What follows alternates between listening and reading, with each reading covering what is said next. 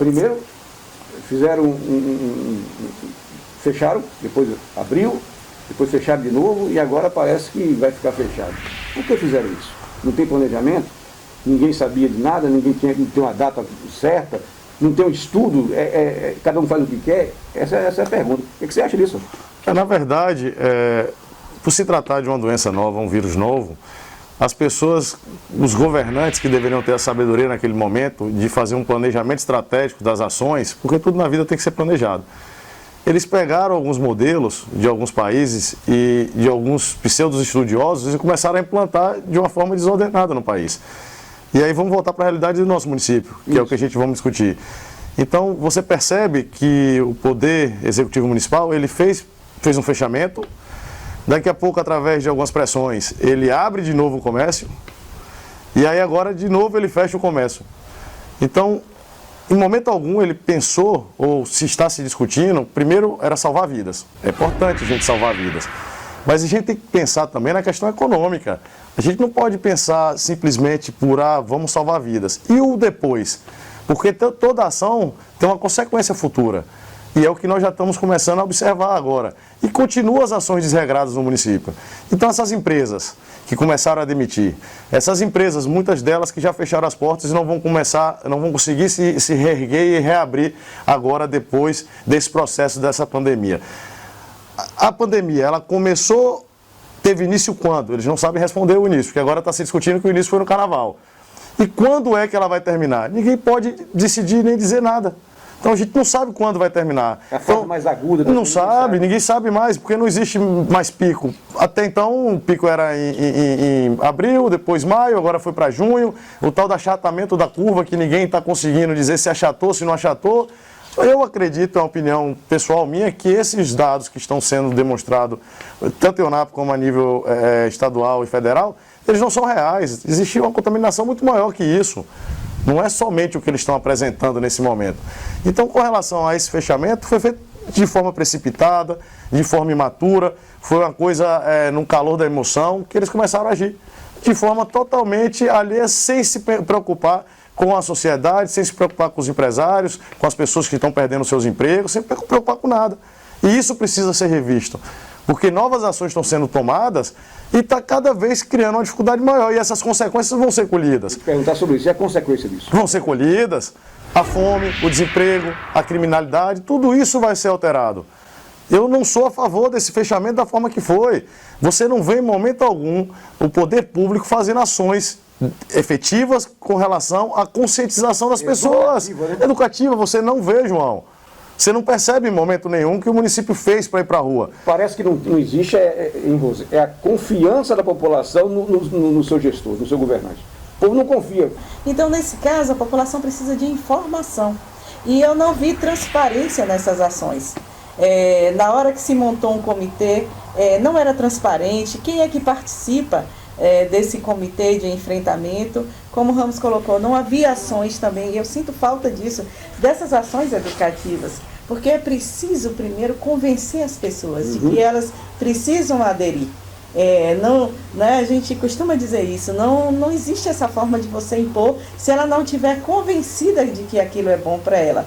E eu não vi, como o Ramos colocou, em nenhum momento essas ações. O político, para ele ser um bom político, ele precisa ouvir as pessoas. Se nós somos representantes de quem? De toda uma sociedade, da comunidade. Então as ações, elas têm que ser discutidas com a comunidade. Foram tomadas de cima para baixo, é uma ditadura. Está tendo uma ditadura. A nível estadual, municipal, federal, em algumas cidades, óbvio, não é um contexto geral, não posso aqui dizer que são todos, mas está tendo em algumas localidades. Qual foi o momento? Chamou o CDL. Não, eu quero saber se chamou os empresários, os comerciantes e os comerciários de EUNAP para conversar. Em qual momento você viu uma reunião? E aí eu não estou falando em aglomeração, não, que pode acontecer essa reunião, seja virtualmente ou em locais abertos, com os espaçados, que as pessoas possam ser ouvidas. A gente não viu, são decisões unilaterais. Ele não está preocupado que daqui 6 meses, quando esses funcionários que foram desligados começarem a acabar o seguro-desemprego, quando o governo federal não tiver mais dinheiro para pagar essa parcela de auxílio, essas pessoas vão comer o quê? Porque nós já estamos aí com o primeiro fechamento, nós fomos para o segundo fechamento e naturalmente as pessoas já estão deixando, mesmo sem um fechamento, de circular. em uma grande proporção, elas estão preocupadas hoje com a questão alimentar. Então ninguém está fazendo compras de roupa, automóvel, nada disso. As pessoas estão preocupadas justamente para não faltar comida dentro de casa. E você vê mais uma ação dessa, que foi esse toque de recolher agora. E aqui a gente não vê até agora, salvo engano, posso estar equivocada, mas eu não tenho visto ações do Poder Executivo no sentido de mitigar esse sofrimento da população. Mas não tem, a única ação que está tendo aqui é fecha comércio, abre comércio, toque de recolher agora, como se o vírus só circulasse à noite, sem nenhum planejamento. Você vê que ele pega as forças policiais e coloca na rua, numa carreata, na intenção de intimidar a população, como se nós fôssemos bandidos e que nós não pudéssemos mais circular na cidade, infringindo a Constituição Federal, de uma forma totalmente autoritária, pega as viaturas do SAMU, e bota num desfile, que aquele momento em que ela estava circulando poderia ter tido algum acidente, se é que não houve nenhum acidente, e ela está ali fazendo simplesmente o quê? Intimidando a população, amedrontando, dizendo, se for para a rua, nós vamos lhe prender? Vai tratar agora a população que constrói esse país dessa forma autoritária como se fossem bandidos? E só funciona à noite, o vírus só sai para circular à noite.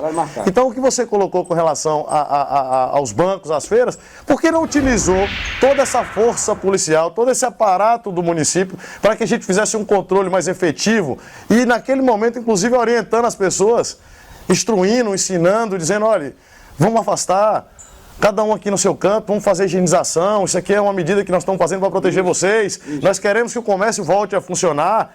É chamar os lojistas e orientá-los, dizer, vamos fazer uma reunião, vai ser dessa maneira. Agora é muito fácil fechar e você está dentro da sua casa, com sua academia. Você está com seu cafezinho da manhã, igual tem alguns candidatos aí postando tal do... Candidatos, e eu vou agora a nível nacional, atores, artistas, vários megas empresários que estão dentro de casa postando seu cafezinho lá farto. Fica em casa, acordei hoje tomando cafezinho. Tem uma afronta. Tô na academia, fica em casa que agora eu tô na minha casa na academia. Então, peraí, João. Eu penso nisso, você vê uma cena daquela porque é colocada em rede social. Então, sim. Todo mundo vê isso. Todo mundo, tá uma coisa, eles estão tão sem noção em cima da pandemia do vírus que eles estão perdendo o bom senso de ver que enquanto eles estão postando lá a mesa farta, tem muita gente que já não tem o que comer dentro de sua casa. Como fica essa pessoa vendo o seu filho chorando, precisando de alimento? Precisando de alguma coisa, e você vendo uma pessoa que é uma liderança postando uma mesa farta, uma academia de ginástica.